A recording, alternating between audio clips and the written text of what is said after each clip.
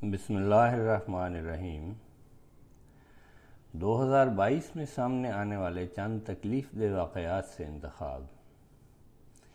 اسلامی جمہوریہ پاکستان میں احمدیوں پر ہونے والے دردناک مظالم کی الم انگیز داستان۔ مرتبہ ماہر محمد داؤد UK۔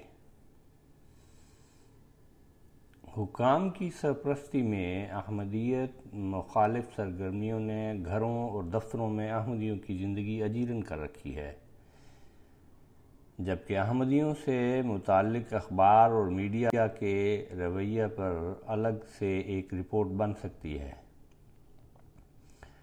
4 اکتوبر کو اردو کے معروف روزنامہ جنگ کوئٹہ کے شمارہ نے ایک ایسی خبر پر 5 کالم کی احمدیت مخالف شہ سرخی شائع کی جس کا احمدیوں کے ساتھ کوئی بھی تعلق نہیں تھا۔ خبر قیدیوں کے ساتھ سلوک سے متعلق تھی، جبکہ اس کی شہ سرخی یوں تھی: مسلم امت کو قادیانیت کو کچلنے کے لیے اجتماعی کوشش کرنا ہوگی۔ 12 اگست 2022 کو دن دہاڑے ایک احمدی کو ربوہ میں چاقو مار کر شہید کر دیا گیا۔ قاتل پہلے سے مقتول کو نہیں جانتا تھا، اس نے چند سوالات پوچھ کر ہی اس کے احمدی ہونے کا اندازہ لگا لیا۔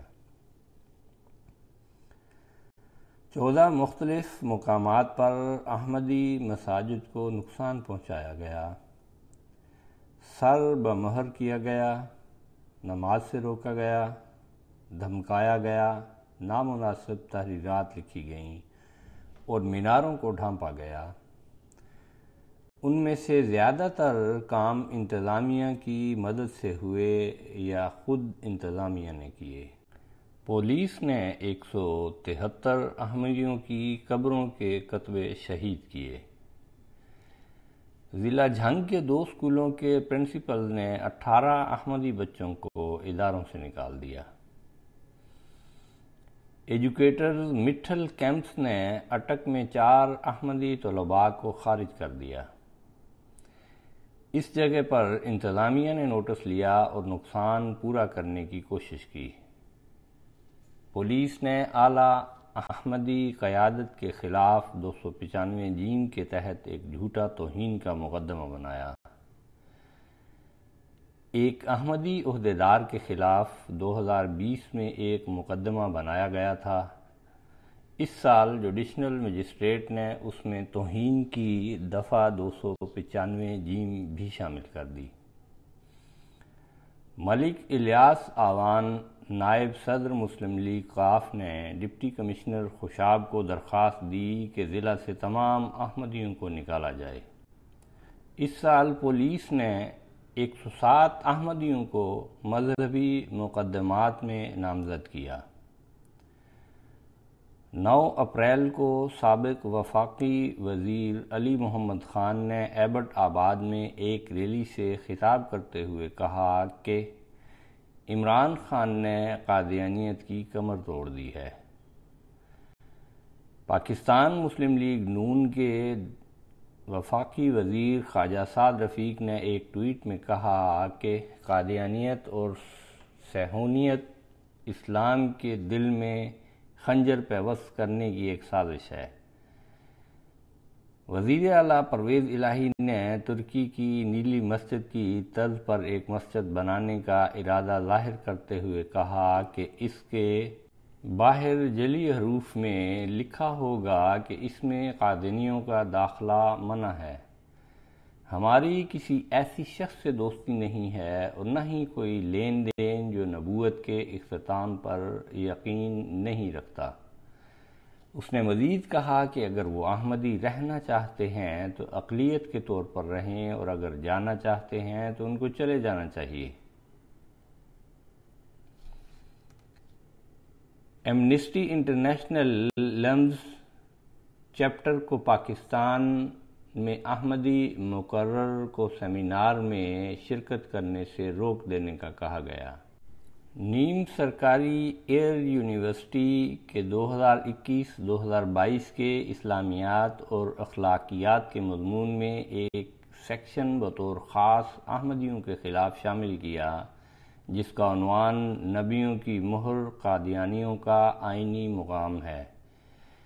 پشاور کی ایک عدالت نے 2 افراد کو بری کر دیا جنہوں نے گزشتہ سال ایک احمدی ہومیوپیتھ ڈاکٹر کو ان کی کلینک میں شہید کر دیا تھا۔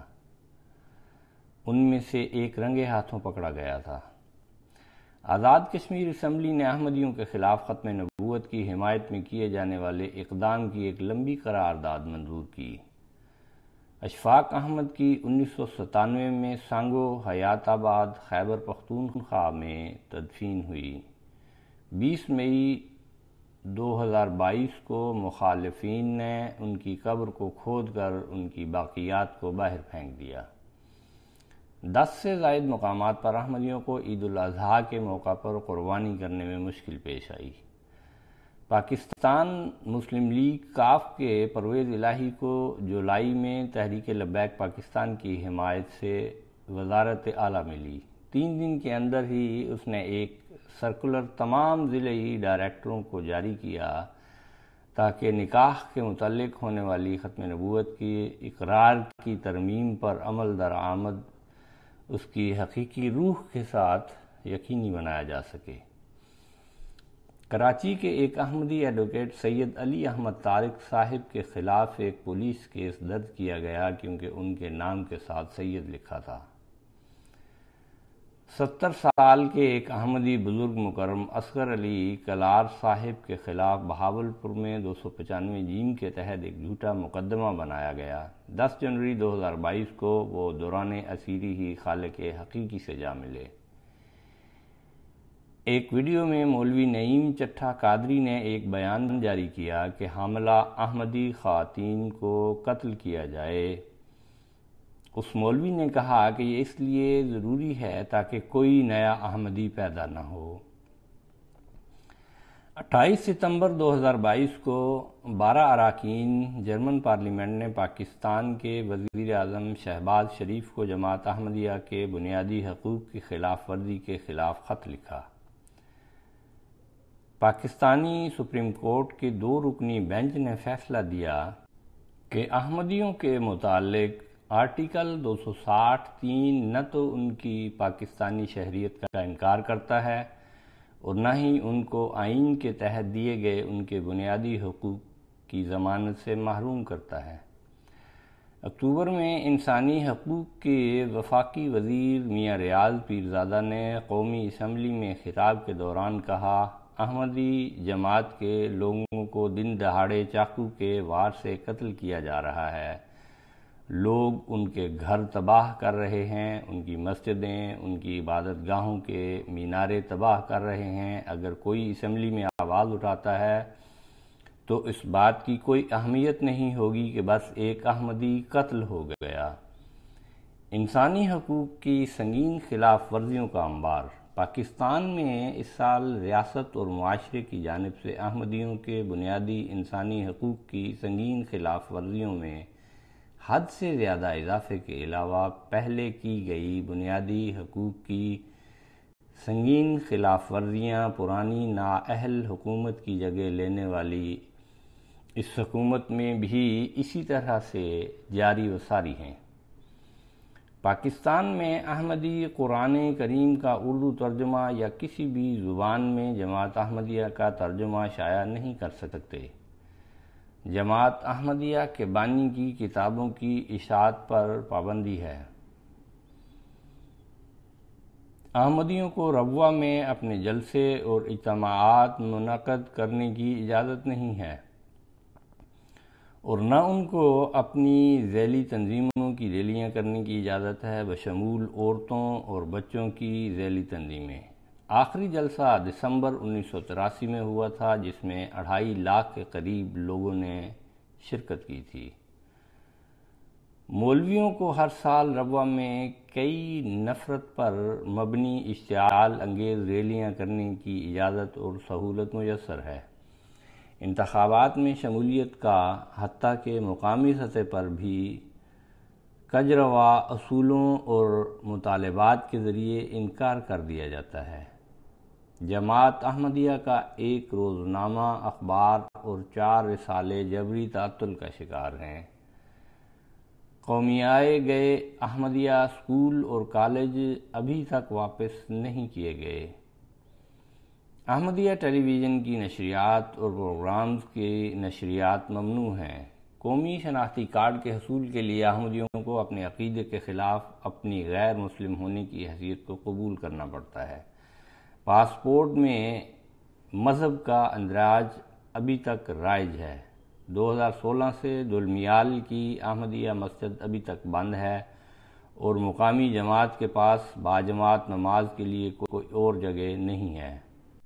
انتظامیہ کو دیے گئے غیر تحریری اور پوشیدہ ہدایات ابھی تک واپس نہیں لی گئیں اور ان پر اس شدت سے عمل ہو رہا ہے کہ احمدیوں کو ان کے جائز حقوق بطور کارکن یا شہری ادا نہ کیے جائیں۔ 6 احمدیوں کو جعلی اور خود ساختہ مذہبی بنیادوں پر بنائے گئے جھوٹے مقدموں میں گرفتار کیا گیا تھا۔ ریاستی جبر و تشدد کے باعث وہ ابھی تک قید میں ہیں۔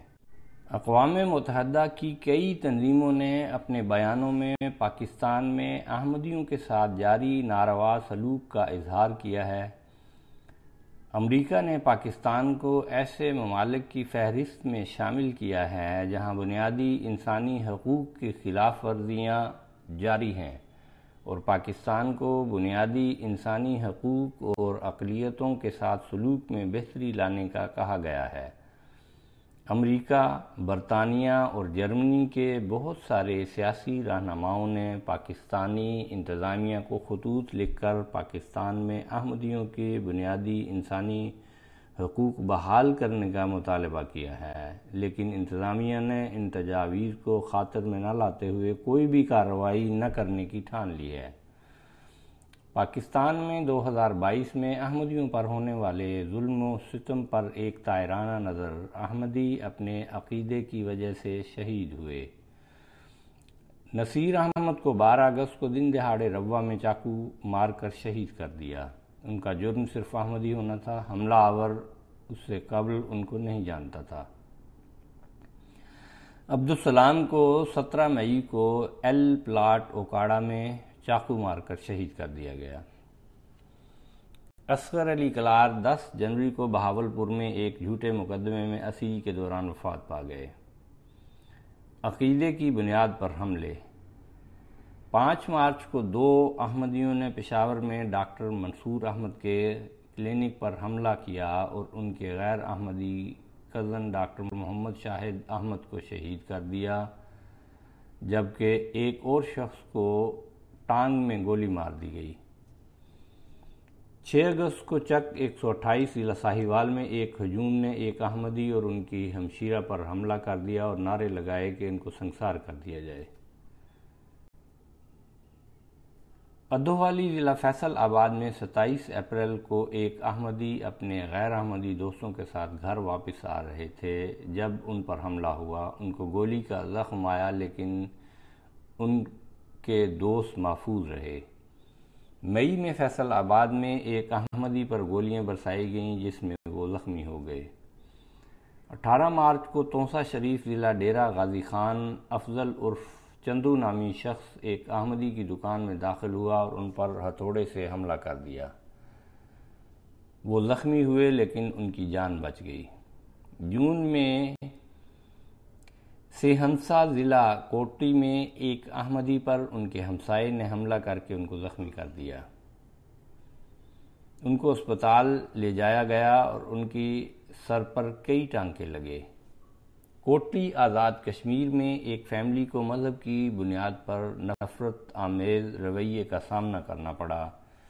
2 مئی کو ان کی سسرالی رشتہ داروں پر جان لیوا حملہ ہوا جس میں وہ بچ گئے اور حملہ آور کو گرفتار کر لیا گیا۔ آواز شعیب خالد۔